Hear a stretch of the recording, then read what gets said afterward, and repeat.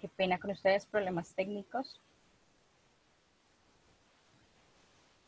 Bueno, mientras nos colaboran nuestros compañeros de sistemas, entonces antes de darle paso a la abogada, pues yo quiero iniciar informándoles cómo vamos a manejar la dinámica de nuestra videoconferencia con el fin de que cada uno de ustedes sean parte de esta charla. Para las personas que quizá han estado en algunas de nuestras videoconferencias se han dado cuenta que nosotros estamos trabajando de manera dinámica, en donde a través de una URL ustedes se pueden conectar con nosotros. Vamos a generar un tipo de preguntas, las cuales pues ustedes a través de otro navegador diferente pues al que tengan en Zoom, pueden conectarse con nosotros, puede ser su celular, y de manera dinámica poder responder. ¿Esto qué nos va a ayudar a mirar la trayectoria de la videoconferencia. ¿Listo? Entonces, les confirmo. Muchas gracias, compañeros. La abogada Hasblady, entonces es egresada de la Universidad Militar Nueva Granada, especialista en Derecho Laboral y Relaciones Industriales de la Universidad Externado de Colombia. Es consultora y asesora en Derecho Laboral y Seguridad Social. Cuenta con experiencia en el área, asesorando a personas naturales y jurídicas en reclamación y procesos administrativos y judiciales. Es la abogada que el día de hoy va a ser nuestra conferencista. Entonces, les informaba la dinámica. Entonces, en el transcurso de esta videoconferencia, vamos a manejar algunas preguntas que ustedes podrán responder y asimismo veremos los resultados en vivo. Esto nos permitirá que podamos brindarles una mejor información. Para iniciar, pues los vamos a invitar a que por favor se conecten a la URL, la que ven en pantalla en la parte superior, donde dice únete, ve a ajaslides.com/ el número 87, la letra D, el número 44. Entonces vamos a dar un momento para que se puedan conectar a esa URL. Recuerden hacerlo a través de un celular, a través de otro navegador si quizás están viendo por el computador, para que de manera dinámica podamos nosotros pues estar participando también y mirar la información que nos va a ayudar con el desarrollo de la videoconferencia. Listo, mientras se siguen conectando, entonces les confirmo cómo vamos a manejar las preguntas, que sé que van a surgir muchísimas durante la videoconferencia. Entonces, en la plataforma Zoom, que es donde estamos viendo esta videoconferencia, en la parte inferior de sus pantallas van a encontrar un botón para realizar sus preguntas, las cuales pues estaremos resolviendo a medida que avance la conferencia. También van a encontrar un botón de levantar la mano. Este lo van a poder usar al finalizar la charla para resolver algunas inquietudes en vivo. Si por alguna razón no alcanzamos a responder algunas de sus dudas o de sus preguntas, es necesario que por favor ahí mismo en el botón de preguntas nos dejen el nombre completo, el número de contacto y la ciudad de donde se contactan con nosotros. Todos los micrófonos y cámaras van a estar deshabilitadas durante la charla para que no se presenten inconvenientes de comunicación. Una vez pues pasemos a la ronda de preguntas, se va a indicar a la persona que realice su pregunta y nosotros activaremos el micrófono para que la pueda formular. Entonces, por último, les recuerdo la URL donde deben conectarse, ajaslides.com/ el número 87, la letra D mayúscula y el número 44. Entonces espero que ya lo hayan hecho. Entonces en este momento pues le voy a ceder la palabra a la abogada Hasblady Santamaría. Muy buenas tardes, doctora. Buenas tardes, Lorena. ¿Me confirman si me escuchan bien, por favor? Sí, señora, te estamos escuchando. Bueno, buenas tardes a todos. Les agradecemos por su participación en la presente charla. El día de hoy vamos a hablar de un tema bastante interesante que es de gran trascendencia y es del Sistema General de Pensiones. Esta modalidad que nos explicaba Lorena, por el cual vamos a estar participando, nos va a permitir que todos los temas nos queden de lo más claro posible y ya vamos a ver que al final vamos a tener nuestras preguntas. Si en este momento ustedes tienen alguna pregunta, la pueden hacer directamente en el chat. Una de nuestras abogadas está conectada y estará contestando estas preguntas. O si no, al finalizar la charla, daremos espacio para las preguntas en vivo. ¿Listo? Entonces vamos a dar inicio. Vamos a iniciar con una pregunta para que por favor la respondan por medio de la aplicación y es la siguiente. ¿Es usted trabajador dependiente, independiente o empleador? Para que por favor contesten. De esa forma vamos a conocer qué tenemos acá, ¿sí? ¿Quiénes son nuestros participantes? Si tenemos más empleadores, más independientes, si tenemos más dependientes, para hacer énfasis en lo que a ustedes les concierne. Entonces, para que por favor voten y ya vamos a entrar a ver los resultados. Muchas gracias.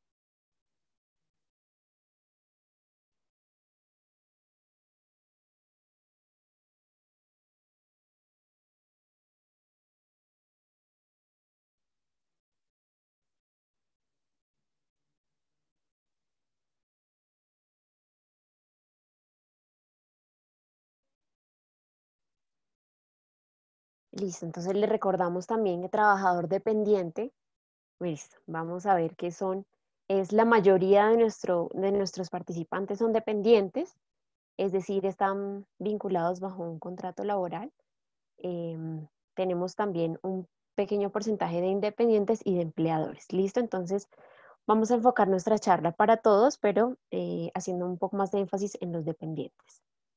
Vamos a ver que en nuestro sistema general de pensiones eh, mensual hacemos un aporte a pensión. Este aporte es nuestra cotización y en Colombia, en este momento, en la actualidad, tenemos que este porcentaje de cotización es del 16%.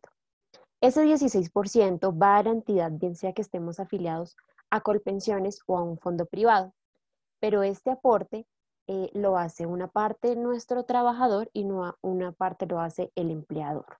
¿Listo? ¿De cuánto es ese porcentaje? Para el trabajador es del 4%, para el empleador es del 12%. ¿Listo? Generalmente cuando somos trabajadores vemos este descuento reflejado en nuestros desprendibles de nómina y este, como les digo, debe ser del 4% de nuestro salario devengado. Siguiente.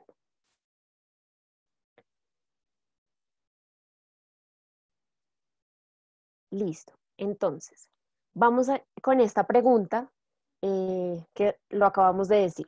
Para el caso de los trabajadores dependientes, ¿cómo se debe efectuar la cotización a pensión? Sobre el salario sin incluir los factores salariales, sobre el salario incluyendo los factores salariales o ninguna de las anteriores. Para que por favor vote.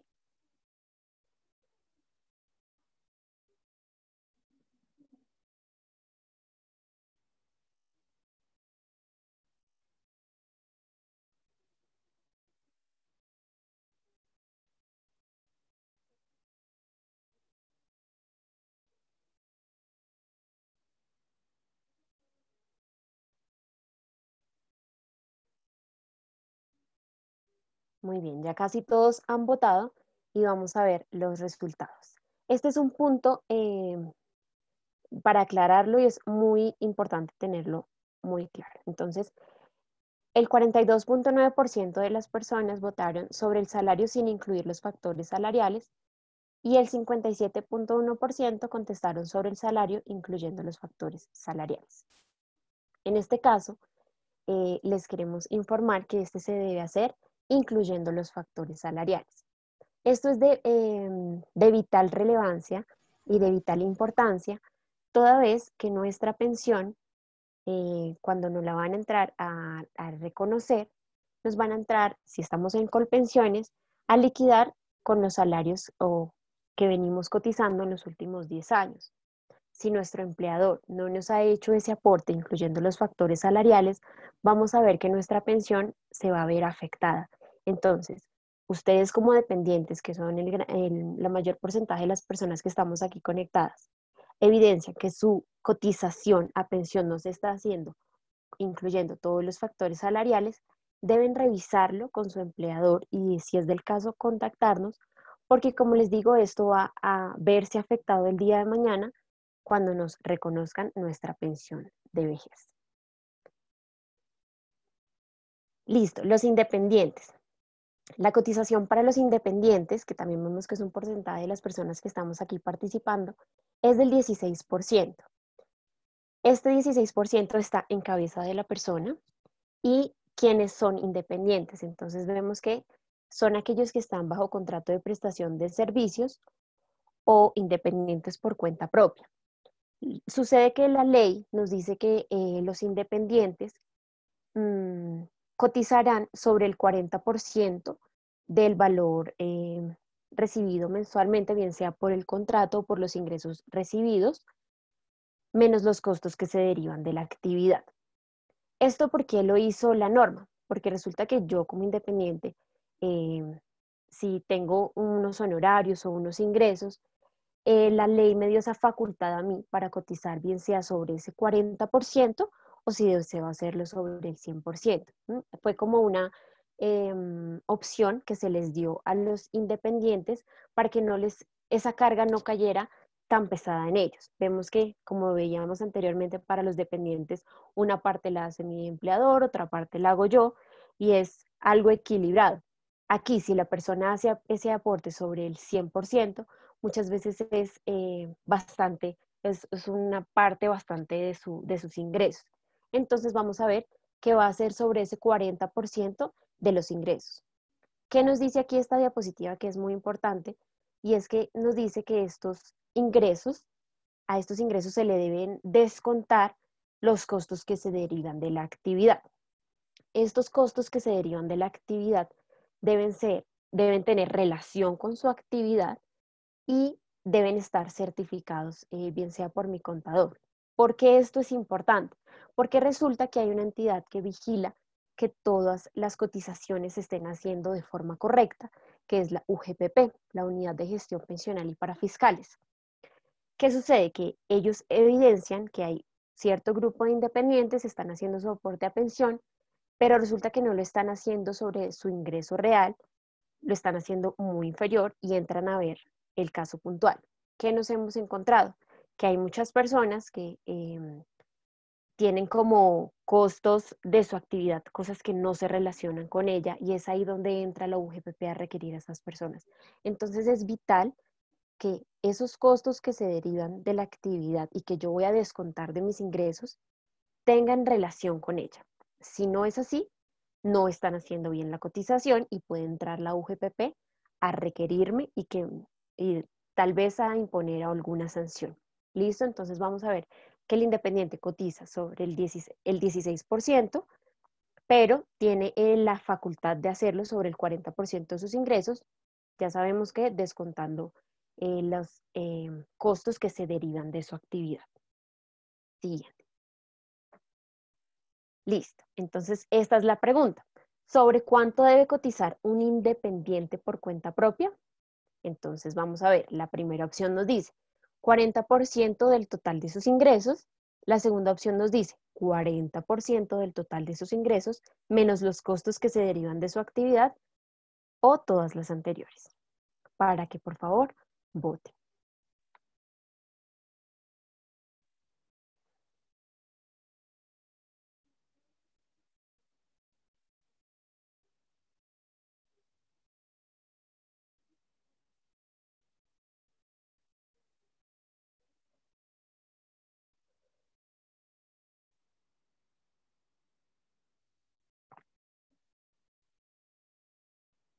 Hemos tenido bastante casos en Teje Consultores con este tema puntual. Entonces es de vital importancia que esto quede muy claro para todos, porque no siempre es de conocimiento de las personas que hacen los aportes a pensión cómo debe hacerse ella. Pero para esto se brindan estos espacios donde Teje Consultores busca informarlos y decirles cómo debe ser su aporte correctamente. Ahora, si ustedes buscan una asesoría, en este caso puntual, pueden dejarnos sus datos y con mucho gusto los contactaremos. Vemos que la mayoría de las personas escogió la opción correcta y es 40% del total de sus ingresos menos los costos que se derivan de su actividad. ¿Listo? Entonces, ese porcentaje es el más alto Y para las personas que no lo contestaron bien, entonces vamos a aclararlo en ese punto. Listo. En estos tiempos de pandemia, hemos visto que se han expedido bastantes decretos en relación a todas las actividades económicas. Con ocasión al aporte a pensión, se expidieron los decretos 558-2020 y decreto 771 de 2020. Básicamente lo que el gobierno expidió en el decreto 558-2020 es respecto a las personas que estaban pensionadas en el fondo privado bajo la modalidad de retiro programado. ¿Qué sucedió allí? Que esas personas que estaban recibiendo esa pensión por el fondo privado, entró el Colpensiones a ser la entidad pagadora de esa pensión. ¿Listo? Ese fue un cambio muy puntual. Hubo mucha controversia, muchas personas que no entendían qué era lo que pasaba, si era que ahora todos los que estaban en el fondo se iban a trasladar a Colpensiones y se iban a acabar los fondos. Pero básicamente lo que se dijo allí es que las personas que quisieran acceder a ello iba a entrar Colpensiones a pagar esa pensión. También el gobierno, con ánimo de colaborar para esas personas que están haciendo sus aportes, otorgó unas posibilidades de hacer una cotización sobre un porcentaje inferior al que venían haciendo, que ya lo vimos que es del 16%. Esa reducción en ese porcentaje le permitió a la persona, bien sea independiente o dependiente, hacer su porcentaje sobre es decir, su cotización a pensión se vio reducida, lo cual favoreció a muchas personas que se están viendo afectadas con ocasión a esta pandemia y también a muchas empresas que están tal vez accediendo a créditos para poder pagar su nómina. Este fue un beneficio que se otorgó en su momento por 3 meses. ¿Qué sucedió allí?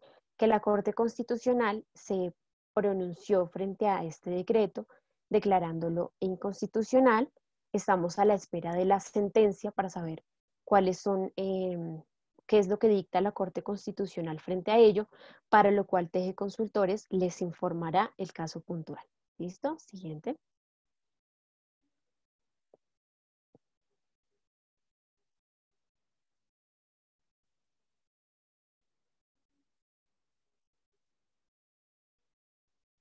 Gracias.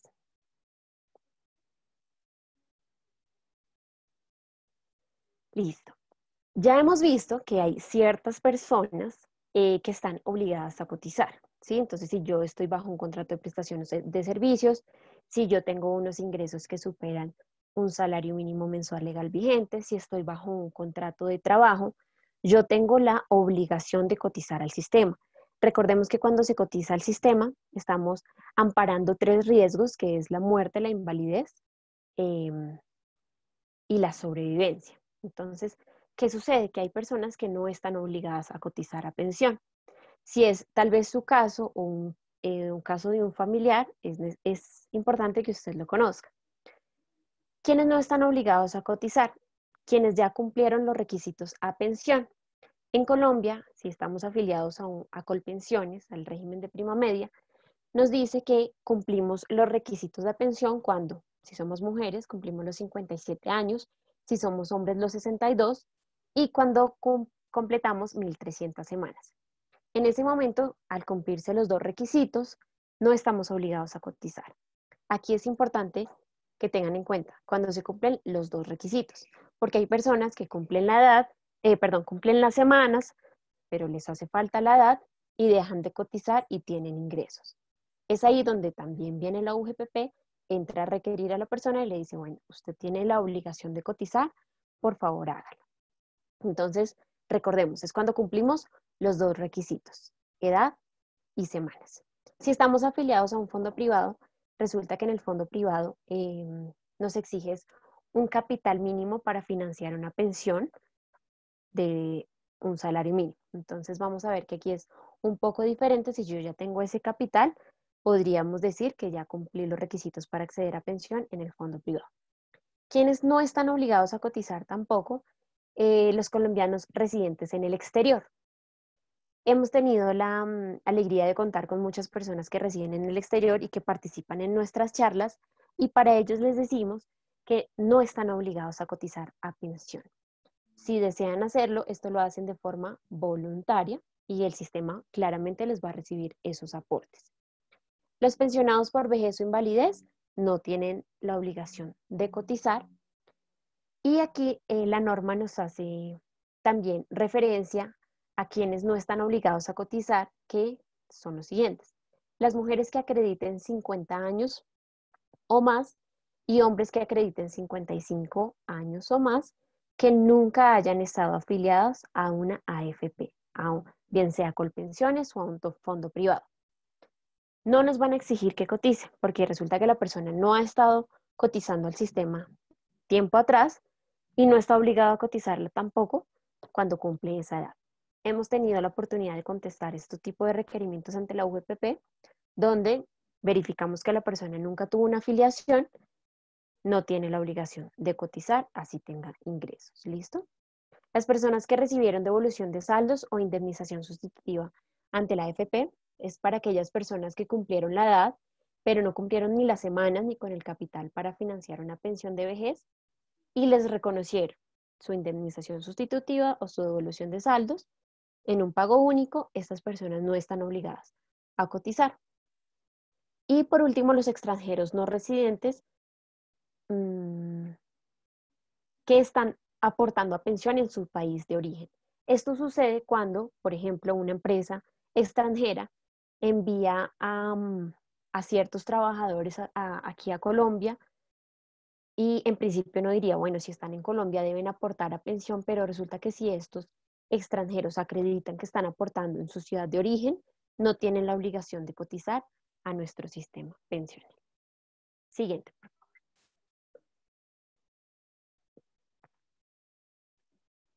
¿En dónde se realizan las cotizaciones o los aportes a pensión?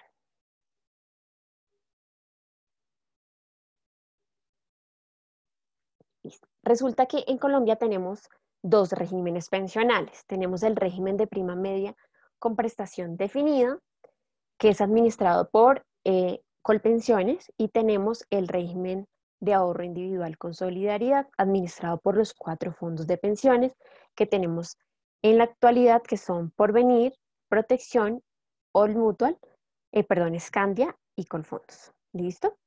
Entonces, si usted como independiente está vinculado a Colpensiones, pues sus aportes a pensión van a ir a Colpensiones. Siguiente. Si usted está afiliado a un fondo privado, pues sus aportes van a ir al fondo privado. Listo. Nos gustaría saber en este momento en dónde se encuentran afiliados. Si están en el fondo privado, si están en Porvenir, Protección, Colfondos y All Mutual o Scandia, por favor voten por la primera opción. Si están afiliados a Colpensiones, voten por la segunda. Si no están afiliados a ninguna, por favor voten ninguna de las anteriores.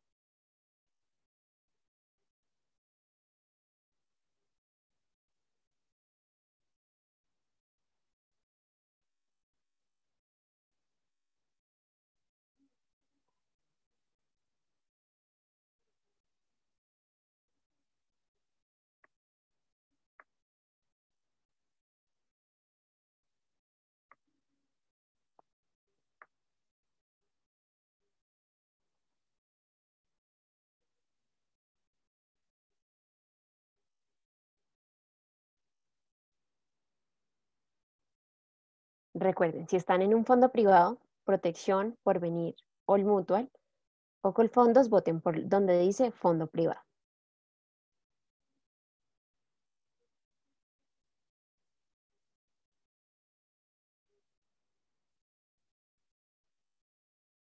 Listo, y vamos a mostrar los resultados.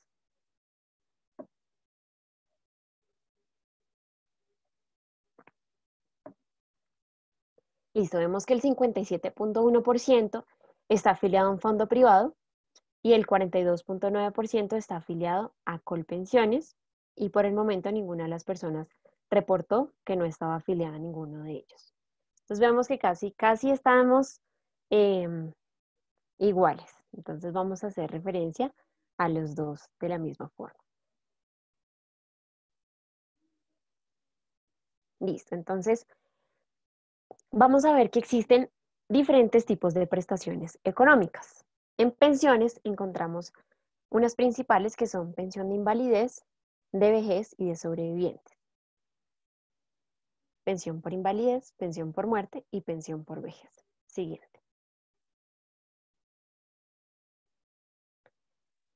Listo. Vamos a hablar de la primera prestación y es la pensión de invalidez.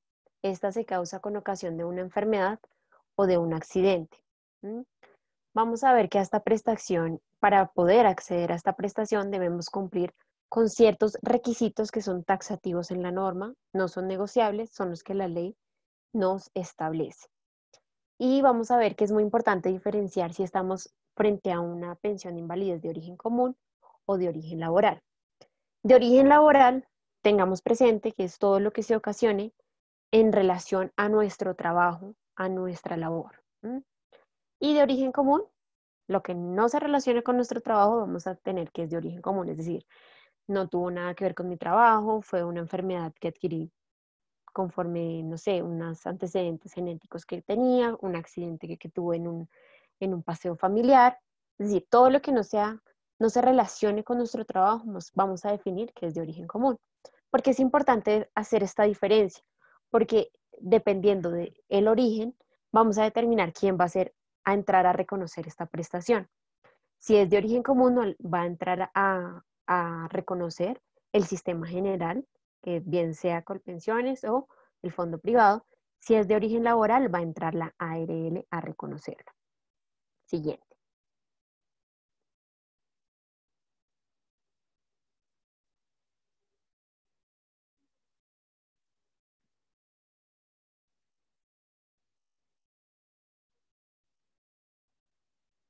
Como les decía, para poder acceder a esta prestación económica, la ley nos establece unos requisitos taxativos, es decir, se debe cumplir para poder acceder a ella. Primero, debemos acreditar el 50% o más de pérdida de capacidad laboral. ¿Cómo hacemos para acceder a esta valoración o a este porcentaje? Resulta que ya ciertas entidades tienen esa facultad de hacer esta calificación y esta calificación es realizada por un profesional en medicina y básicamente lo que ellos van a entrar a analizar es físicamente o bien sea psicológicamente, cuál es ese porcentaje de pérdida de capacidad laboral que tenemos. Un ejemplo, Pepito Pérez tuvo un accidente, es ingeniero, perdió un brazo. Entonces vamos a entrar a ver que ese profesional médico va a entrar a evaluar todo, la profesión, si necesita valerse de otra persona para poder trabajar, si definitivamente esa pérdida de ese brazo lo invalida totalmente de trabajar. Entonces ese porcentaje no lo van a entrar a definir por nuestro estado físico y nuestro estado mental también, que muchas veces hemos visto que tiene o cobra más sentido, más porcentaje, cuando tenemos algún problema psicológico o mental. ¿Listo? Entonces ese porcentaje, ¿quién no lo va a entrar a determinar? En principio no lo entra a determinar nuestra AFP, donde estemos afiliados, bien sea Colpensiones o el fondo privado. Ellos entran a emitir un dictamen de pérdida de capacidad laboral y ahí entran a calificar este porcentaje. Si generalmente, bueno, si uno no está de acuerdo con ese porcentaje, con ese dictamen emitido por la AFP, tenemos la posibilidad de ir ante junta regional. Es una junta que está conformada por unos médicos. Ellos entran nuevamente a valorar a la persona y entran a emitir un nuevo dictamen.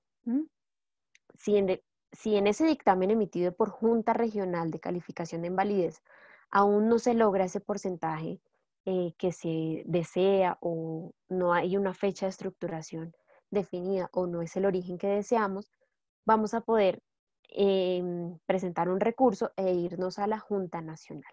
Entonces vamos a ver que hay varias entidades que entran allí a hacer una calificación de pérdida de capacidad laboral.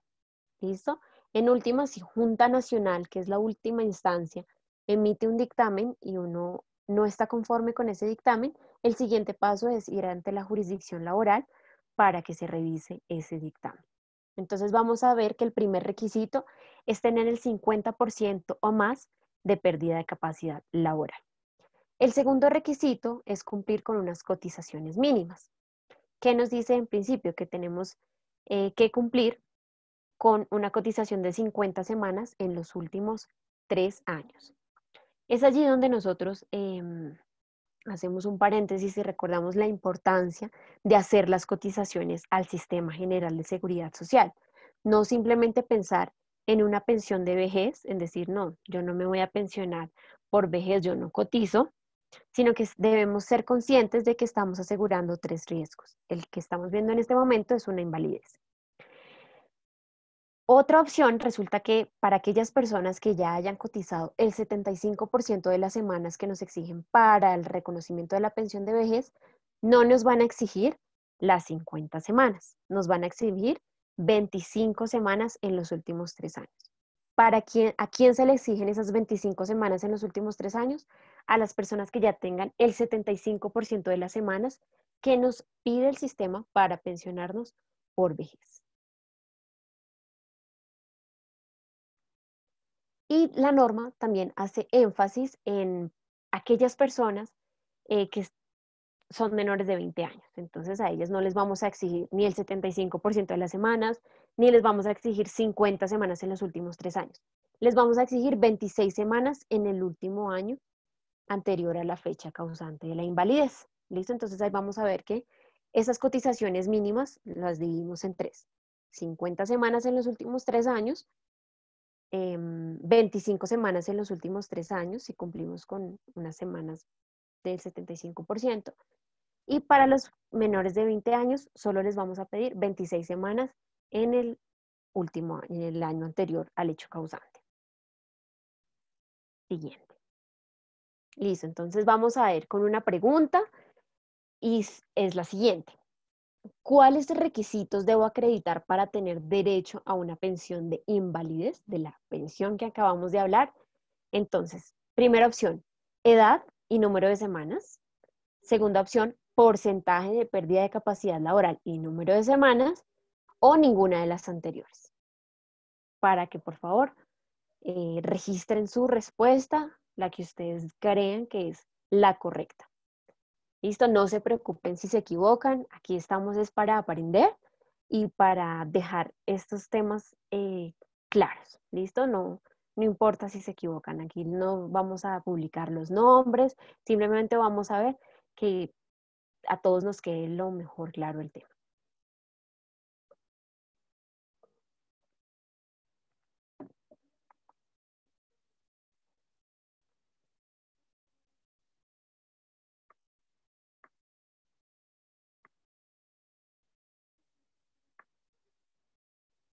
Listo, entonces vemos las respuestas y todos acertaron.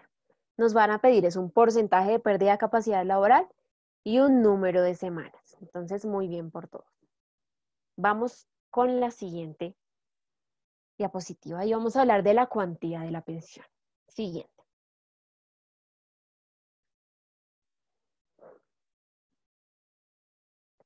Listo. Aquí vamos a tener en cuenta lo siguiente para que tengan ustedes presente. Resulta que cuando nosotros nos califican, nos hacen una calificación de pérdida de capacidad laboral, nos determinan un porcentaje, ¿sí? Dependiendo ese porcentaje, también depende el monto de la pensión. ¿Listo? Si ese porcentaje va del 50% al 65.99%, vamos a tener un porcentaje base. ¿Listo?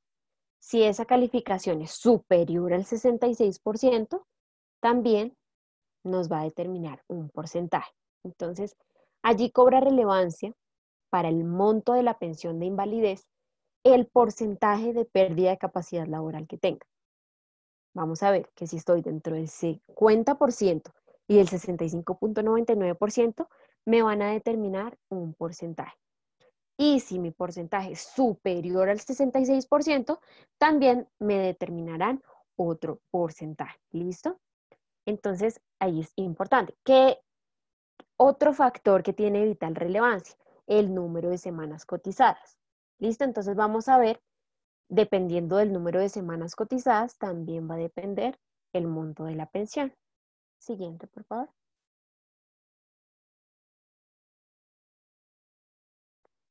Lo que decíamos. Entonces va a depender del porcentaje y del número de semanas cotizadas. Siguiente. En esta tablita, bueno, en estas tablitas, vamos a ver qué sucede si, por ejemplo, en esta tablita puntual tenemos una persona que ha sufrido una pérdida de capacidad laboral superior al 66%.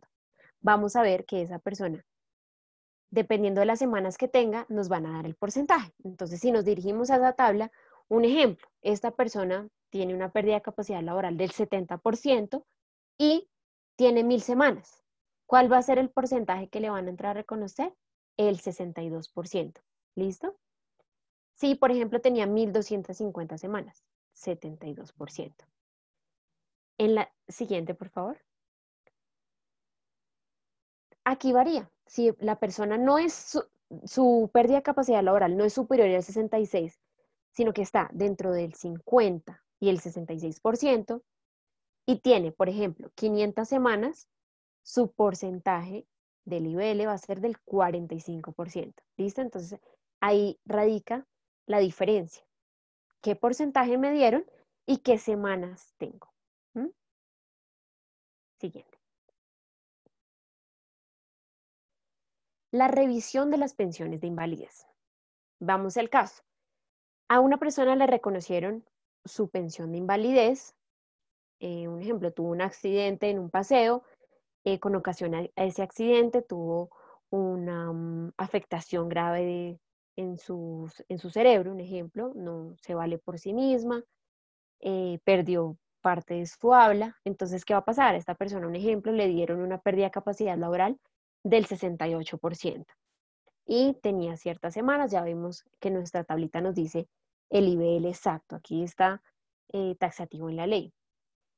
Y la persona entran a pagarle su pensión de invalidez. Resulta que esta pensión de invalidez es susceptible de revisión, bien sea por la entidad que me entró a reconocer esa pensión o por solicitud del pensionado. ¿Listo? Entonces tenemos esa facultad también como pensionados de revisar el estado de esta invalidez.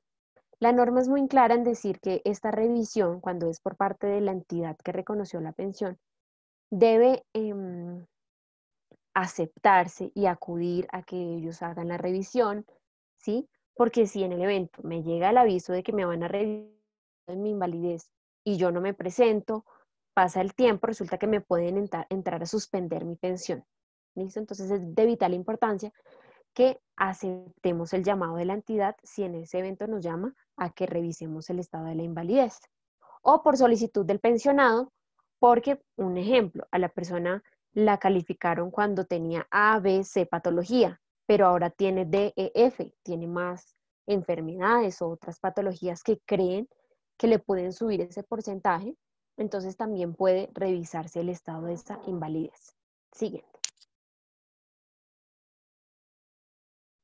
Bueno, entonces vamos a ir con la segunda prestación económica, que es la pensión de sobrevivientes. Listo, aquí vamos a, cuando pensemos en esta prestación económica, pensemos en nuestro grupo familiar, qué pasa en el evento si yo fallezco, si yo pensionado fallezco, si yo afiliado fallezco, quiénes van a entrar a disfrutar esta pensión. Esta pensión la entra a reconocer el sistema y es en principio para salvaguardar la familia, la, el, el sustento económico de la familia, y nos va a decir, la seguridad social no nos va a desamparar, vamos a entrar a reconocer una pensión.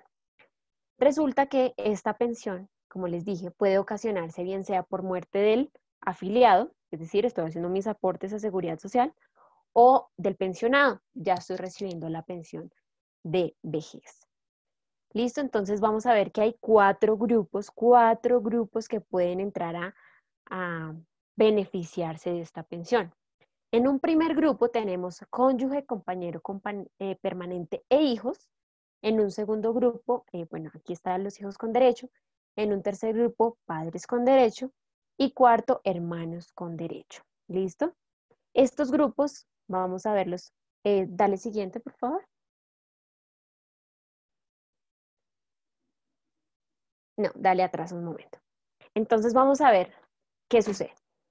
Vamos a tener en primer momento que el primer beneficiario de esta pensión va a ser el cónyuge o compañero permanente y los hijos con derecho. ¿Listo? Entonces una persona, un ejemplo, está afiliada, no tiene pensión reconocida, está afiliada, viene haciendo sus aportes muy juicioso y fallece. Entonces vamos a ver, esta persona tiene compañero, tiene cónyuge o tiene hijos. Si la persona tiene cónyuge e hijo, vamos a ver que esta pensión, si acreditan pues su convivencia en los últimos 5 años, vamos a ver que esta pensión se va a reconocer en un 50%. ¿Listo? 50% para el cónyuge y 50% para el hijo. ¿Listo? En principio, el cónyuge va a tener esa prestación hasta que fallezca. Esto va a suceder si es mayor de 30 años y también si tiene un hijo con el que falleció. ¿Listo? Si es menor de 30 años y no tuvo hijo con la persona que venía cotizando, esta pensión se reconoce por un tiempo de 20 años, de la cual también le hacen sus aportes a pensión. ¿Listo? Vamos a ver que hay unos hijos con derecho. Entonces resulta que, un ejemplo, solo hay un hijo, pero los hijos no van a tener la pensión para siempre. Esta prestación se va a reconocer a los hijos, en principio hasta que cumplan los 18 años y si el hijo sigue estudiando, no está trabajando, va a tener el derecho a esta pensión hasta que cumplan los 25 años. Cumplidos los 25 años, hasta ahí llegó la pensión. ¿Listo? En el evento de que la esté disfrutando el cónyuge y el hijo, ¿qué va a pasar con el hijo? Cumplió los 25 años, ya no le van a reconocer su pensión, pero sí el cónyuge y él va a entrar a disfrutar del 100% de la pensión. ¿Listo? ¿Qué pasa cuando no hay padres, no hay hijos, pero hay unos padres con derecho?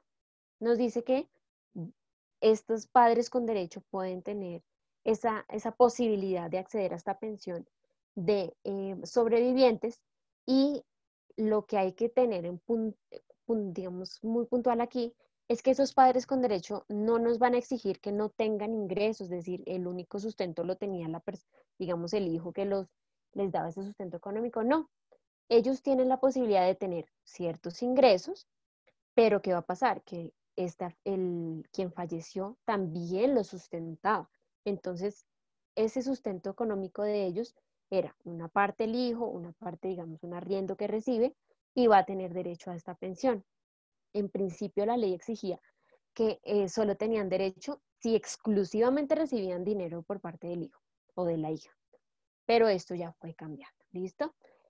Y por último, vamos a ver hermanos con derecho. A falta de cónyuge, a falta de hijos, a falta de padres con derecho, pero hay hermanos con derecho, pueden tener la posibilidad de acceder a esta prestación económica. Hay un cambio reciente de la Corte Suprema de Justicia donde nos dice que este hermano con derecho no necesariamente tiene que ser un hermano inválido, porque nos decía con anterioridad, el hermano con derecho debe tener una invalidez, es decir, una pérdida de capacidad laboral superior al 50%. Esto ya no es así, ya si en el evento de que no hay ninguno de estos beneficiarios, ni el 1, ni el 2 y el 3, pero hay un hermano con derecho, este puede entrar a acceder a esta pensión. ¿Listo? Siguiente.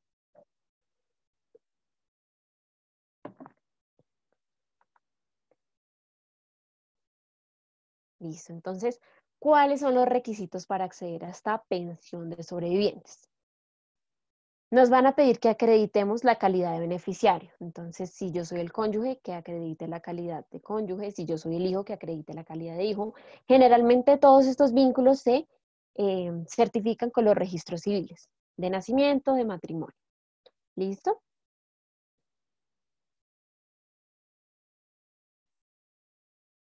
Listo, siguiente.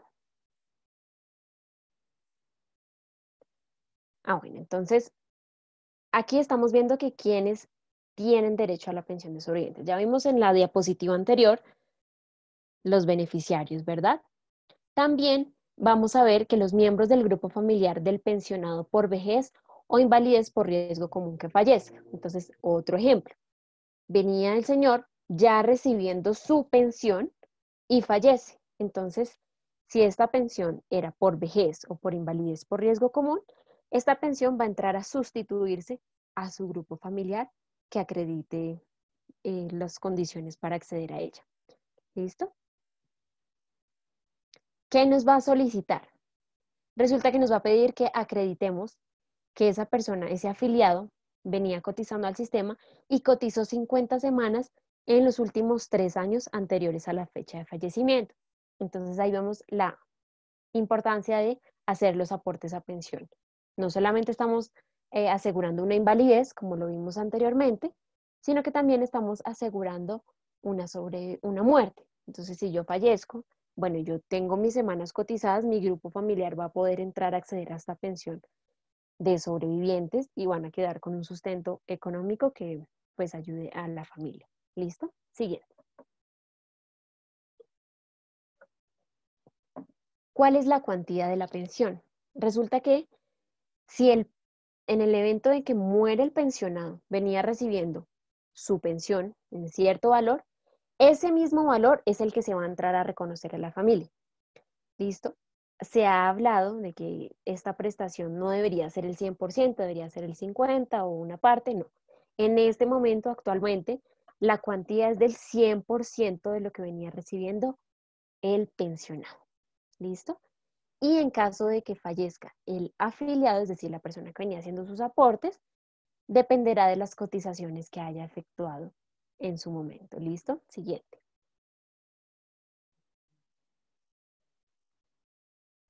Aquí también nos da la ley unas tablitas, igual que en la pensión de invalidez.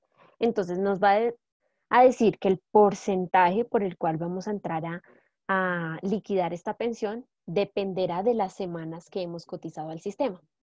Básicamente, si, un ejemplo, teníamos 800 semanas cotizadas, ¿cuál va a ser ese porcentaje? Del 57%. Otro ejemplo, si teníamos 1150 semanas cotizadas, va a ser el 71%. ¿Listo? Entonces, ya la norma nos establece unas tablitas básicas de cuál es la cuantía de la pensión. Listo, entonces vamos con la siguiente pregunta para que por favor la contesten. Dice, ¿cuáles son los requisitos que debe acreditar para tener derecho a una pensión de sobrevivientes por muerte del afiliado?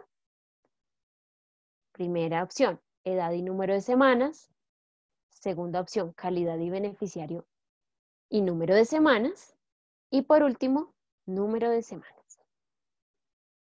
Acuérdense, para tener derecho a una pensión de sobrevivientes de un afiliado.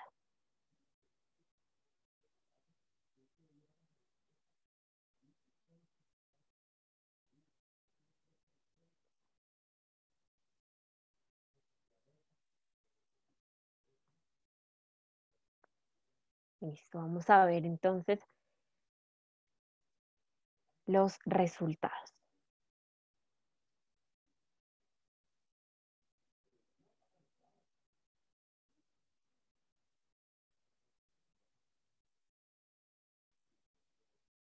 Bueno, muy bien, entonces un pequeño porcentaje contestó edad y número de semanas.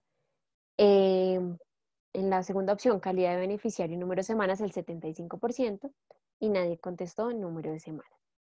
Listo, entonces aquí acertaron la mayoría. Recordemos que para acceder a esta pensión de sobrevivientes no nos van a exigir la edad, nos van a exigir calidad de beneficiario y número de semanas.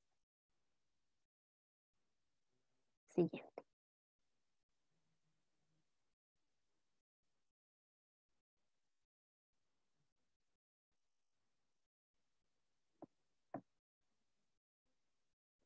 Listo, entonces vamos a entrar a nuestra tercera prestación económica, que es la pensión de vejez. Vamos a ver que en este momento vamos a hacer la diferencia en qué sucede si estoy afiliada a Colpensiones y qué sucede si estoy afiliada al fondo privado. ¿Cuáles son los requisitos que me van a exigir? Entonces, cada uno de ustedes se va a ubicar en donde están afiliados.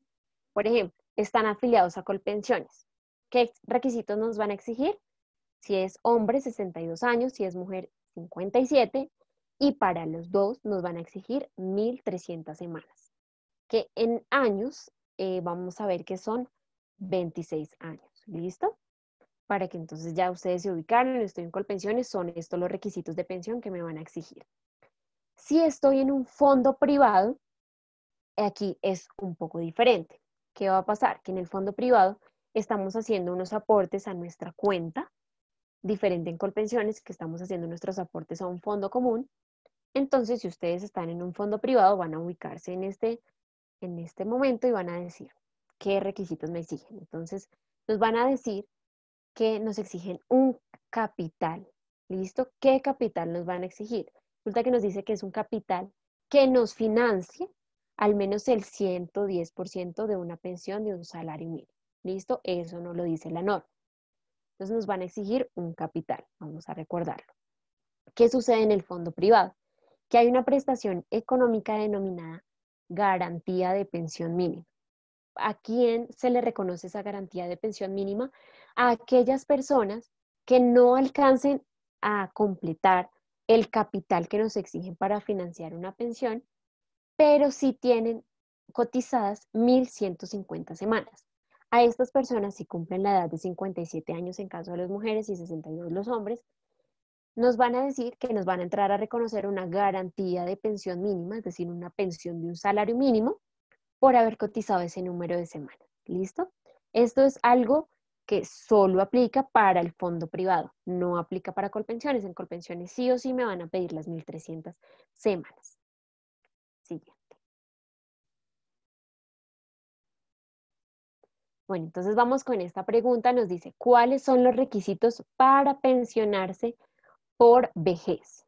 ¿Listo? Entonces, vamos a ver en Colpensiones. ¿Cuáles son los requisitos para pensionarnos por vejez en Colpensiones?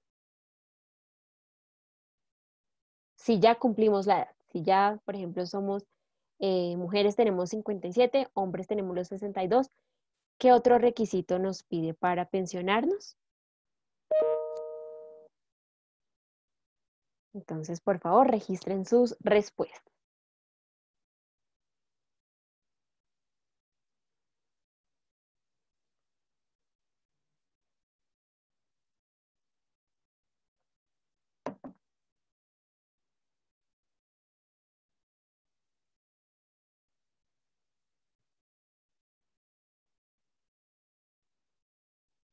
Bueno, el señor Pedro Pablo Parra nos respondió por el chat, nos dice 1.300 semanas.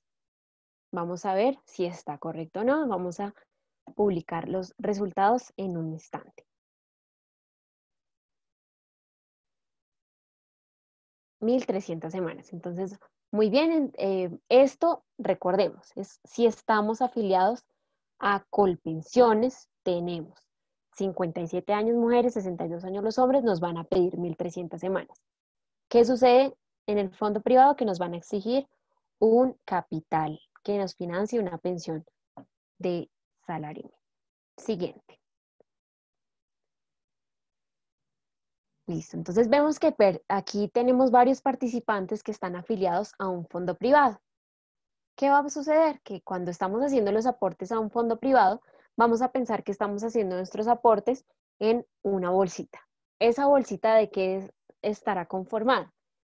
De unos aportes, acordemos al inicio de nuestra presentación hablábamos de una cotización a pensión, entonces va a estar conformada por esta cotización. Nos va a permitir el fondo privado hacer una cotización voluntaria, también entrará a esta bolsita. Nos va a pedir un bono pensional, va a entrar aquí un bono pensional, ya vamos a hacer referencia a qué es el bono pensional, unos intereses de ese bono pensional y vamos a tener algo muy particular en el fondo privado que son unos rendimientos, lo cual no tenemos en Colpensiones. Hablamos de rendimientos aquí en el fondo privado porque recordemos que cuando hacemos el aporte al fondo privado estamos haciendo nuestros aportes a una entidad privada y que ellos están eh, generalmente negociando esos dineros, lo cual nos produce unos rendimientos. Siguiente.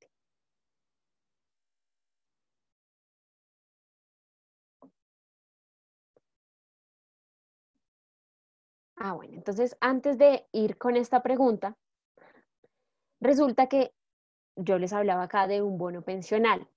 ¿Ese bono pensional qué es? Resulta que cuando venimos afiliados a Colpensiones y nos trasladamos al fondo privado, Recordemos que en Colpensiones cotizamos es semanas, ¿sí? Y nos trasladamos al fondo privado donde hablamos es de dinero. Ese traslado de uno a otro lo hacemos a través de un bono pensional. ¿Mm? Ese bono pensional, como les dije, entra dentro de nuestra bolsita, hace parte de ella, cobra gran relevancia y es importante que usted como afiliado verifique que ese bono pensional se encuentra correcto. Además, porque de ello va a depender el final del monto que tengamos acumulado, lo cual nos va a financiar nuestra pensión.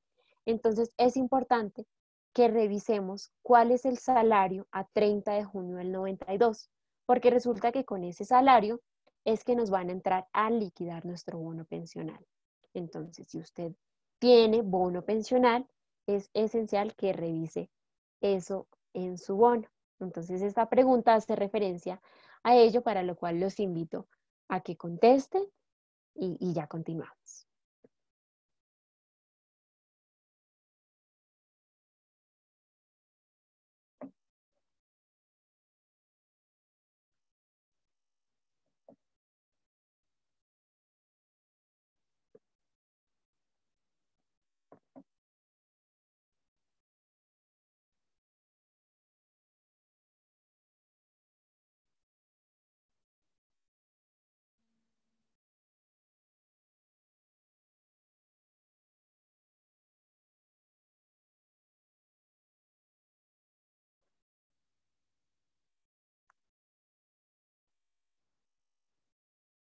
Listo, entonces vamos a mostrar los resultados de lo que acabamos de hablar. Entonces, nos dice, el 20% de las personas contestaron historia laboral válida para bono pensional, salario 30 de junio del 92 y todas las anteriores. Entonces, digamos que aquí es importante verificar que su bono pensional se encuentre correcto. Si usted desea que nosotros revisemos que su bono pensional está correcto, puede buscar nuestra asesoría y con todo gusto con nuestros actuarios revisaremos si en el evento su bono pensional está bien o si hay que hacer alguna corrección. Siguiente. Bueno, entonces vamos a ver que existen varias modalidades de pensión en el fondo privado. Una renta vitalicia, un retiro programado con renta vitalicia y hay otras.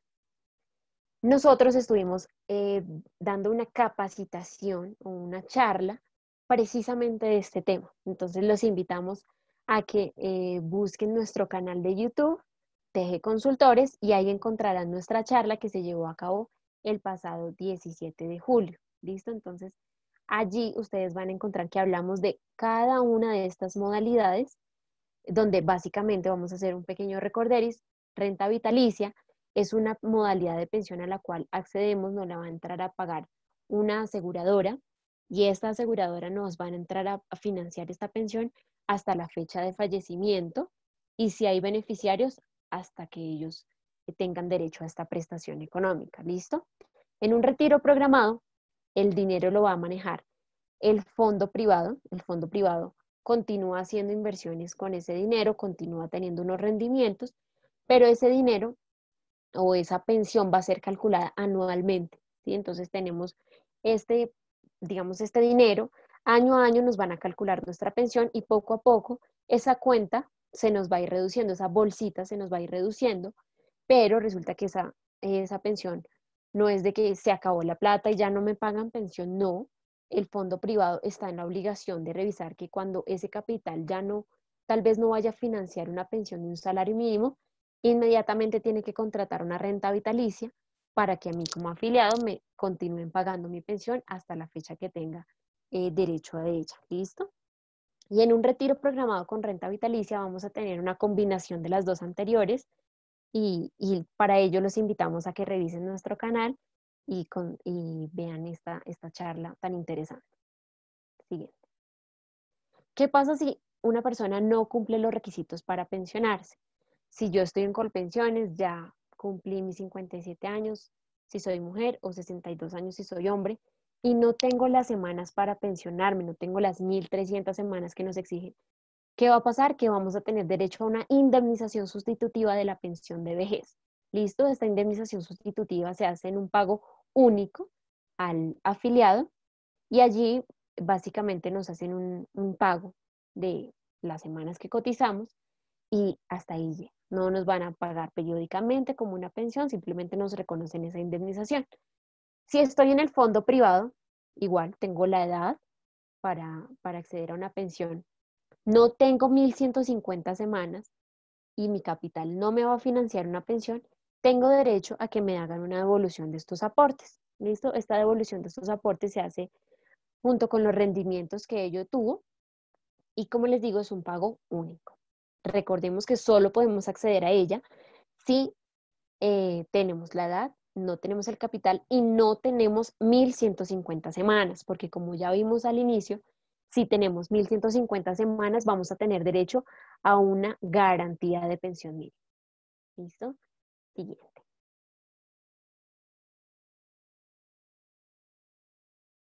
Listo. Vamos a hablar de los BEPS, son los beneficios económicos periódicos que son característicos de Colpensiones. Estos beneficios se crearon con el ánimo de ofrecer una ayuda para aquellas personas que no tienen la edad, no tienen las semanas y tal vez con la proyección que tienen no van a tener derecho a una pensión. Entonces, estos beneficios económicos los ofrece el gobierno y es para aquellas personas que tal vez no van a tener derecho a una pensión, pero van a tener derecho a un beneficio económico periódico que lo va a entrar a reconocer el gobierno. ¿Listo? Entonces, siguiente. Vamos a hablar de un tema muy interesante y es el de traslado entre regímenes. Como ya vimos, hay dos regímenes pensionales, el régimen de prima media con prestación definida y el régimen de ahorro individual con solidaridad. Se puede hacer un traslado entre estos dos, pero hay que cumplir ciertas normas. Cuando yo me afilio por primera vez, un ejemplo, me afilio a Colpensiones y deseo trasladarme a un fondo privado, ¿cuánto tiempo debo esperar? 5 años. ¿Listo? Esto no lo dice la norma. Es 5 años me traslado. Si duró otros 5 años en el fondo privado y me quiero trasladar a Colpensiones, lo puedo hacer a los 5 años. ¿Qué va a pasar? Que la norma nos dice, esto tiene un alto y es, si usted ya está a 10 años de cumplir la edad de su pensión, ya no se puede trasladar. ¿Listo? Si estuvo en Colpensiones, estuvo en un fondo y ya llegó a ya le faltan ya 10 años para pensionarse, ya no se puede trasladar. ¿Listo? Aquí ya nos da un stop. Entonces, si somos mujeres y tenemos 47 años, ahí donde estamos afiliadas, digamos que en principio esa va a ser la entidad que nos va a reconocer una pensión. ¿Listo? Y si soy hombre, a los 52 años. Siguiente.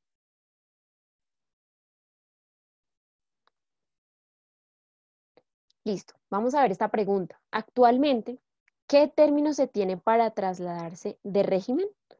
La primera opción, 5 años, la segunda, 10 años, y la tercera, 5 años mínimo y estar a más de 10 años para cumplir la edad de pensión. ¿Listo? Recordemos, ¿qué término se tiene para trasladarse de régimen? Para que por favor registren su respuesta, la que ustedes crean, recuerden, eh, lo importante es que quede el tema lo más claro posible.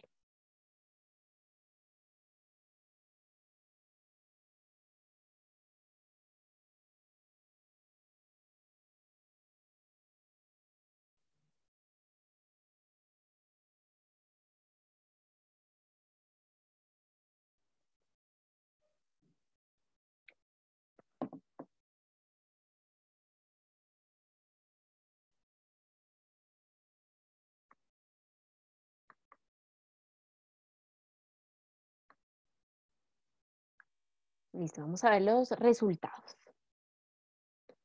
Bueno, el 20% contestó 10 años y el 80% contestó 5 años mínimo y estar a más de 10 años para cumplir la pensión. ¿Listo? Entonces, esta es correcta. Recordemos, nos afiliamos por primera vez, 5 años de permanencia, podemos trasladarnos de régimen y esto tiene un stop y es hasta cuando ya estemos a 10 años de pensionarnos. Siguiente.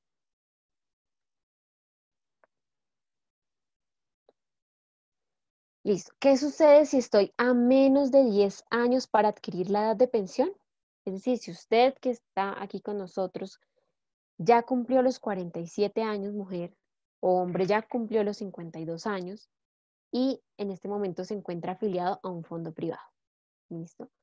¿Qué sucede? Resulta que en la actualidad estamos llevando a cabo unos procesos de nulidad y o ineficacia del traslado de régimen.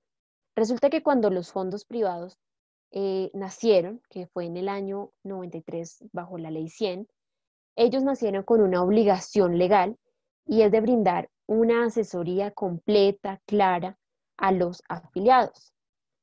¿Sí? Si tal vez usted que está aquí con nosotros en esta charla se afilió a un fondo privado, nunca le brindaron alguna asesoría referente a su pensión, ya está menos de 10 años para pensionarse y considera que su pensión en Colpensiones va a ser mucho mayor, es importante que tome en cuenta este tema. Resulta que hemos visto que muchas personas que se trasladaron de régimen, em, resulta que la pensión en Colpensiones es mucho mayor que la del fondo privado y nunca recibieron una asesoría. Entonces es allí donde entra un proceso judicial que lo denominamos nulidad de traslado, y es lo que busca este proceso básicamente es probar que el fondo privado no cumplió con su deber legal de asesoría y lograr el traslado a Colpensiones. Para estos procesos es esencial contar con un estudio pensional que nosotros ofrecemos, donde nuestro actuario nos va a determinar cuál es el valor de la pensión en el fondo privado y cuál es el valor de la pensión en Colpensiones. De allí es donde nosotros partimos y vemos que la diferencia es bastante, que nuestra pensión en Colpensiones iba a ser mucho mayor. Vamos a entrar a analizar la viabilidad de este proceso. Este proceso judicial tiene unas etapas y se lleva a cabo en las siguientes instancias. Entonces vamos a iniciar con un juzgado. Allí es donde se presenta la demanda, en un juzgado laboral. Esto tiene una segunda instancia que siempre va a ir, es el Tribunal Superior de Bogotá. Y por último, vamos a ver que es posible presentar un recurso extraordinario de casación. ¿Listo?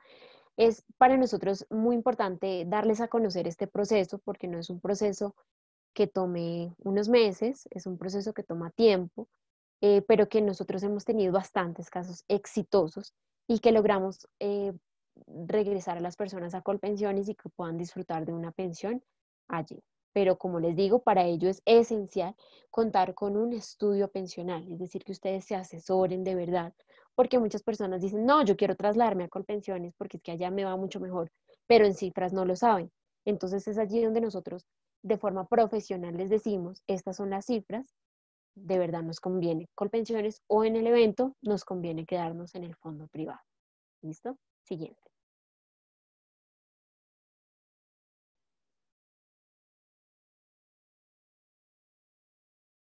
Bueno, todos estos de bueno, este tema de la nulidad e ineficacia del traslado del cual les estoy hablando, viene de la Corte Suprema de Justicia. Son ellos los que se han pronunciado en estos casos y nos dicen cuáles deben ser los parámetros para poder acceder a esta demanda. Entonces, ¿qué es importante tener en cuenta? Las circunstancias al momento del traslado de régimen. ¿Cómo fue ese traslado?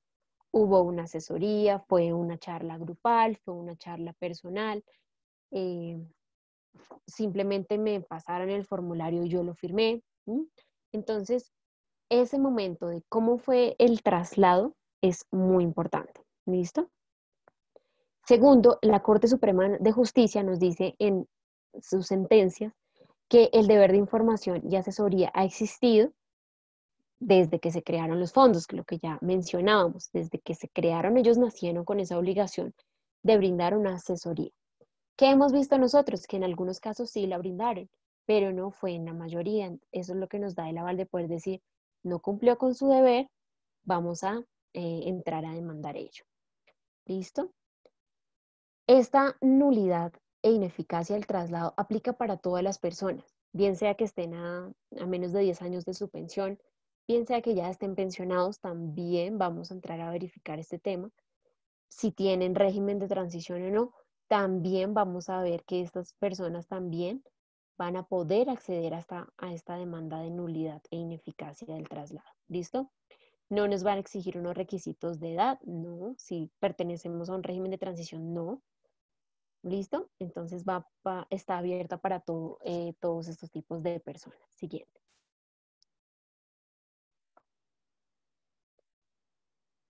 ¿Qué va a suceder? Que nosotros aquí estamos estableciendo que el fondo privado nació con una obligación legal de asesoría, ¿verdad? Al momento de nosotros informar en nuestra demanda que el fondo privado no cumplió con su deber, ¿qué sucede allí? Que la carga de la prueba está en cabeza del afiliado. ¿Qué es eso de la carga de la prueba? Si yo como demandante digo, a mí no me asesoraron, a mí no me dijeron, a mí no me informaron, ¿cuál sería la posición del fondo privado? Decir, sí, yo lo asesoré, yo le brindé, yo le dije esto. ¿Listo? Es el fondo privado al que le corresponde probar que sí cumplió con su deber legal. ¿Mm? ¿Cómo debe probarlo? No con su dicho, porque pueden decir, sí, yo lo afilié, yo lo asesoré, yo le dije, no. Debe ser con pruebas que nos demuestren que en realidad hicieron esa asesoría. Documentos, proyecciones, cálculos que nos demuestren que en verdad cumplieron con su deber legal. ¿Listo? ¿Qué va a pasar? Que los fondos privados nos dicen, sí, yo lo asesoré, yo le brindé la asesoría, yo le dije que si tenía régimen de transición y se afiliaba lo perdía, y todo está consignado en el formulario de afiliación. Resulta que uno se va al formulario de afiliación y efectivamente en algunos formularios hay una letra pequeña, menuda, que dice, he recibido toda la asesoría, me han informado que si pertenezco al régimen de transición lo voy a perder y sé que tengo una posibilidad de retractarme en 5 días. Esa es una letra pequeña que generalmente las personas no leemos al momento de firmar cualquier documento. Entonces la Corte Suprema de Justicia ha sido muy clara en decir, la firma del formulario no es suficiente. Ahí usted no me puede hacer valer una letra menuda, una letra pequeña para decir que sí cumplió con su deber de asesoría. No, no, no. Si usted hizo firmar un formulario, válido, firmó el formulario. ¿Qué nos va a probar? Que se trasladó. Pero si usted no me prueba con otro documento que en verdad brindó una asesoría completa y eficaz, esa firma del formulario no es suficiente. ¿Listo?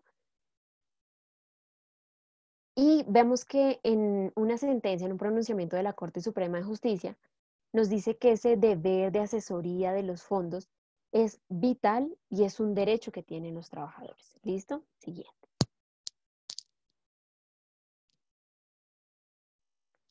¿Qué va a suceder?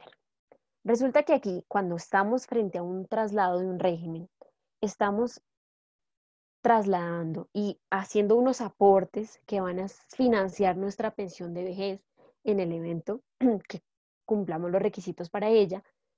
Es algo esencial, estamos hablando de derechos fundamentales, no estamos hablando de cualquier contrato donde estamos haciendo una compra de un computador, un televisor y simplemente se firmó, el computador se dañó, el televisor se dañó y bueno, compremos otro. No, aquí estamos hablando de unos derechos fundamentales y estamos hablando que el deber de los fondos era claro, ¿sí? Es claro.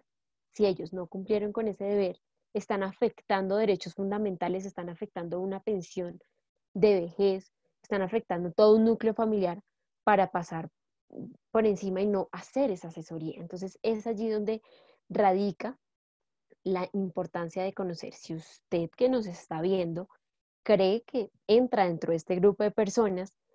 Primero hagamos un estudio pensional, verifiquemos que en efecto le conviene mejor Colpensiones, verificamos que el fondo no lo asesoró y podemos, a través de una demanda, de un proceso ordinario laboral, regresar a Colpensiones para que lo tenga muy presente y nos contacte. ¿Listo? Siguiente.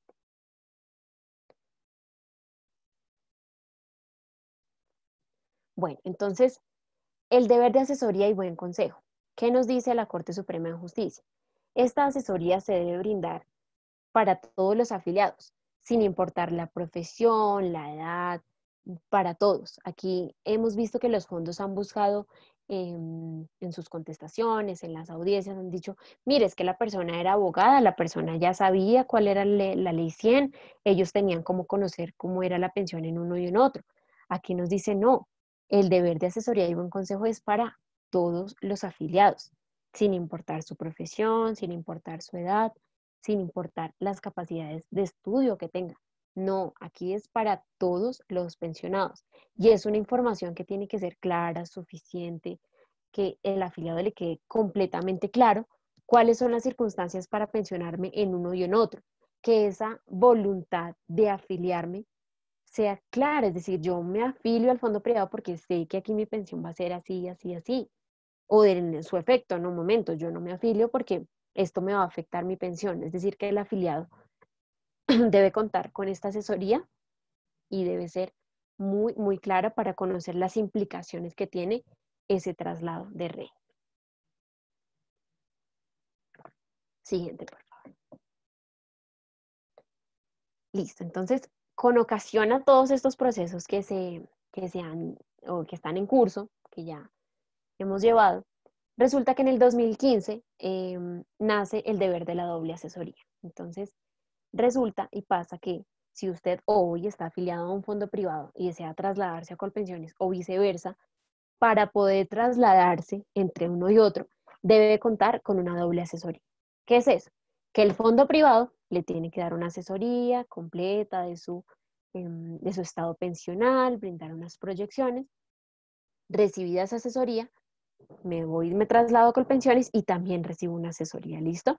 Esto fue creado, les digo, con ocasión a todos los procesos que se han llevado a cabo, que están en curso en estos momentos en los juzgados, en tribunales, y nos dice que este deber de doble asesoría ahora es un requisito esencial, ¿listo? No es que antes no existiera, porque ya vimos que sí existía desde que se crearon los fondos, solo que ahora están siendo un poco más cuidadosos. No quiere decir que ustedes ahora van a recibir una super asesoría del fondo, una super asesoría de Colpensiones cuando van a trasladarse, porque hemos visto en muchos casos que no ha sido así, pero han tenido un poco más de cuidado al momento de aceptar el traslado de las personas entre regímenes. ¿Listo? Siguiente.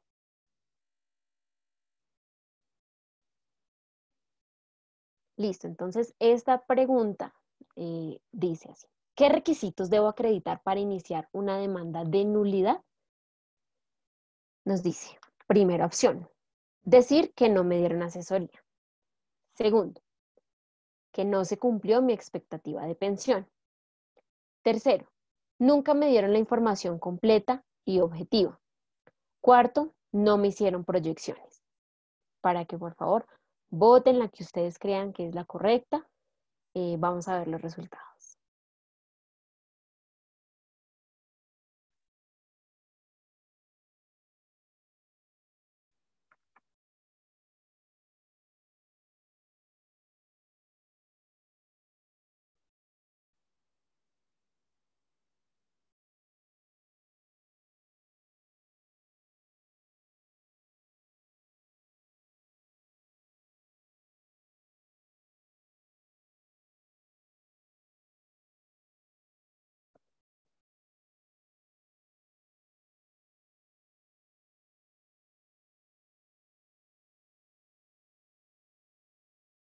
Listo, muy bien, ya están registrando sus respuestas.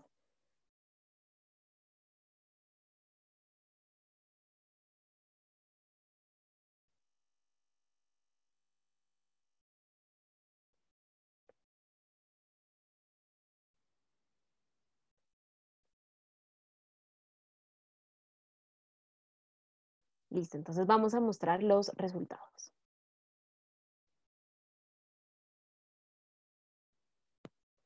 Muy bien, entonces todos escogieron la respuesta correcta.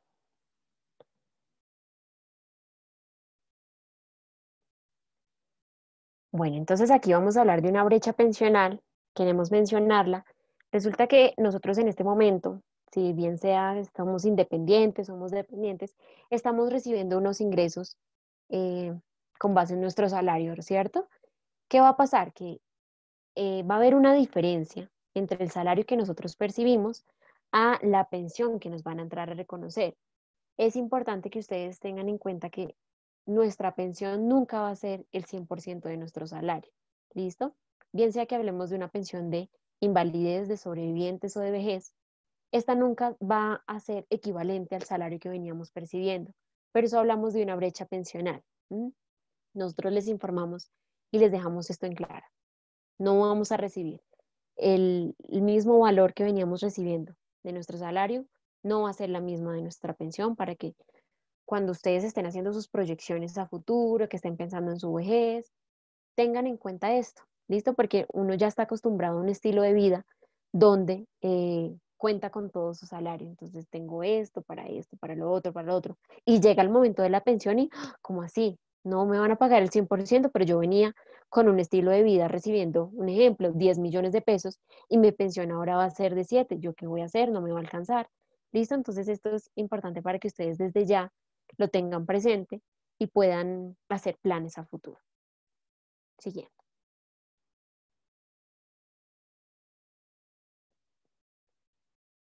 Bueno, entonces, aquí, ¿cómo conocer el valor de la brecha pensional?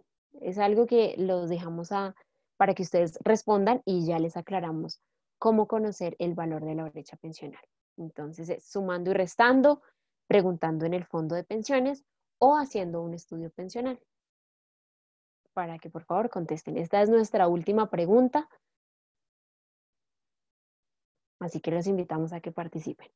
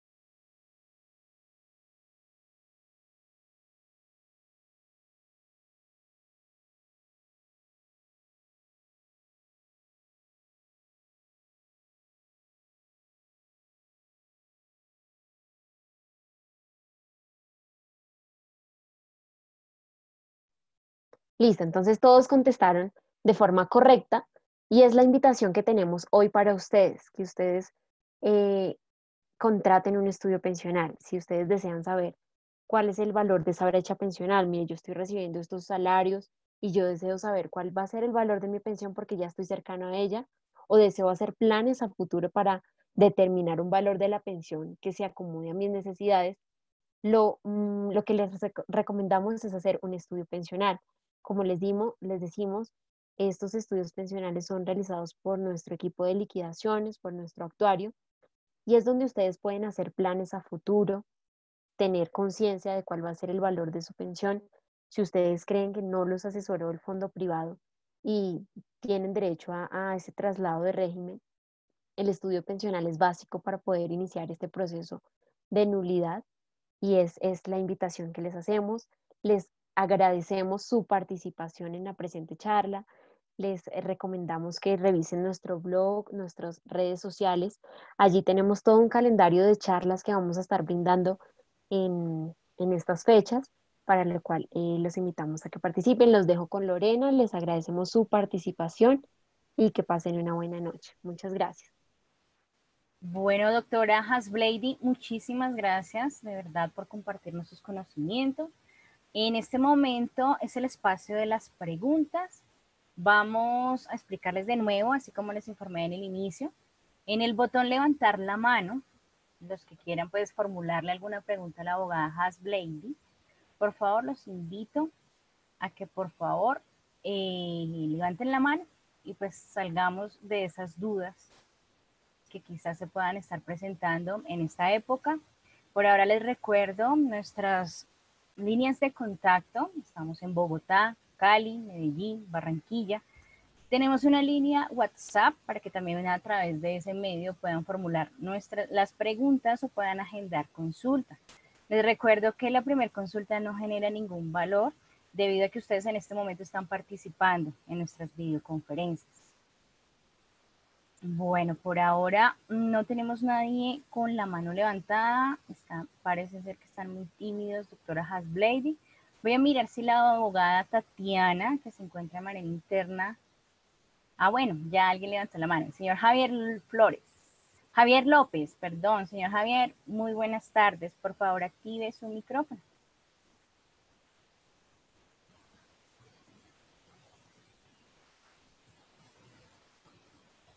Señor Javier, por favor, active el micrófono para que lo podamos escuchar. Doctora, buenas noches, ¿cómo está? Buenas noches, ¿cómo está, don Javier? Lo escucha la abogada Hasblady. ¿Qué más, doctora? ¿Cómo está? Bueno, doctora, una preguntita, una inquietud. Mira, yo soy pensionado por pensión vitalicia, o sea, de sobrevivencia, ¿sí? Pero, o sea, yo deseo como retirar el depósito que tengo en Porvenir. Yo estoy ahí en Porvenir, estoy cotizando en Porvenir, pero mirándolo bien, usted sabe, por la situación en la que estamos, pues, estoy necesitando como ese dinero, ¿no? Que tengo en Porvenir. Es un monto considerable, ¿sí me entiende? Y pues, a ver qué posibilidad, digamos, de yo poder de realizar ese retiro. Eh, o sea, si se puede, ¿no, doctora? Usted me dirá. Gracias, señor Javier, por su pregunta, por su participación en la presente charla. Si le entendí bien, usted tiene en este momento una pensión de sobrevivientes reconocida, pero también tiene unos aportes a porvenir, ¿correcto? Perfecto, doctora. Listo. ¿Qué edad tiene el señor Javier? Qué pena le pregunte. Tranquila, doctora, andan 54, 55 años. Listo, señor Javier. Entonces, resulta y pasa que no podemos acceder en principio a que le regresen ese dinero porque en el fondo privado tenemos derecho a una prestación económica que se denomina devolución de aportes, pero a ella podemos acceder únicamente cuando cumplimos la edad de 62 años, no tenemos un capital para pensionarnos y no cumplimos con un requisito de 1.150 semanas. En ese evento, ahí sí puede acceder a ese dinero. Antes no lo puede hacer, salvo que sean unos aportes que esté haciendo al fondo de manera voluntaria. Ellos sí, digamos que son de disponibilidad del afiliado en cualquier momento, pero si son sus aportes a pensión, no puede hacer retiro de ellos, señor Javier. Perfecto, doctora. Pues sí, yo estaba pensando en esa posibilidad, pues por ahí me han dicho, ¿no? Me han aconsejado que sí se puede, que bueno, que sí se puede retirar ese dinero, que haga las gestiones, las vueltas, ¿no? Entonces, pues, le pregunto, porque digamos, pues ya yo soy pensionado, ¿sí? Gracias a Dios y pues bueno, y teniendo el dinero ahí, pues lo estoy necesitando, ¿sí me entiende? Pues Sí, la claro situación que en la sí, que estamos viviendo lo y bueno, entiendo. ya sí, ya yo tengo las 1.150 semanas en porvenir, ¿sí me entiende? Ya las tengo. Claro, lo entiendo. Entonces, en ese caso sí debe esperar a que cumpla sus 62 años y pueda acceder a una pensión de garantía mínima. Listo, ahí digamos que es importante en este momento aclarar que si yo estoy recibiendo una pensión de sobrevivientes y voy a completar mis requisitos para una pensión de vejez, estas dos pensiones son totalmente compatibles. Es decir, el día de mañana usted va a entrar a recibir su pensión de vejez y va a seguir percibiendo su pensión de sobrevivientes sin ningún problema. ¿Listo, señor Javier? Pero por lo pronto no puede hacer retiro de ese dinero como se lo han informado. Perfecto, doctora. Y lo otro también, del traslado de un régimen a otro, ¿sabe? Por venir a Colpensiones, pues por la edad, pues usted me dirá, no sé si de pronto necesita hacer un estudio, ¿no? De pensiones. Sí, claro. En ese caso, lo invitamos a que nos deje sus datos. Señor Javier López, nos deje sus datos de contacto, nos informe de qué ciudad nos está viendo y lo contactaremos con un asesor para que le informe cuáles son los pasos a seguir para hacer un estudio pensional, el cual es, como le digo, requisito para interponer nuestra demanda, pero en ese estudio vamos a verificar si en verdad le conviene o no trasladarse a Colpensiones. Ahí aclara todas sus dudas y queda tranquilo de su situación pensional. Entonces lo invitamos a usted y a todos los que nos están viendo, si desean que los contactemos, para que nos dejen sus datos, nombre, número de teléfono, correo electrónico y la ciudad de la que nos escriben, para poderlos contactar en una cita, ya hablar de forma puntual de su caso. Ah, perfecto, doctora. Bueno, le agradezco mucho su atención, yo. Entonces, pues, ahí estamos en contacto, doctora. Entonces, le Listo, agradezco señor mucho. Javier. Que esté muy bien. No, Hasta señor, luego. a usted. Muchas gracias. Buena noche. Bueno, lo mismo. Bueno, muchísimas gracias, señor Javier, por participar en nuestra videoconferencia. Por favor, déjenos sus datos para que lo podamos contactar posterior a esta conferencia. Bueno, antes de finalizar, pues queremos agradecerle a la abogada Hasblady Santa María por compartirnos sus conocimientos. Mostramos nuestros números de atención para que por favor agenden su cita, su consulta, recordándoles que la primera consulta no genera ningún costo, ya que pues ustedes están participando en nuestra videoconferencia. Finalmente, le invitamos a que por favor también nos sigan en nuestras redes sociales, van a aparecer en pantalla. Agradecemos a todos su participación, les vamos a dejar una pequeña votación para que por favor califiquen nuestra videoconferencia. A todos ustedes muchísimas gracias por su tiempo, que tengan una feliz noche, que estén muy bien.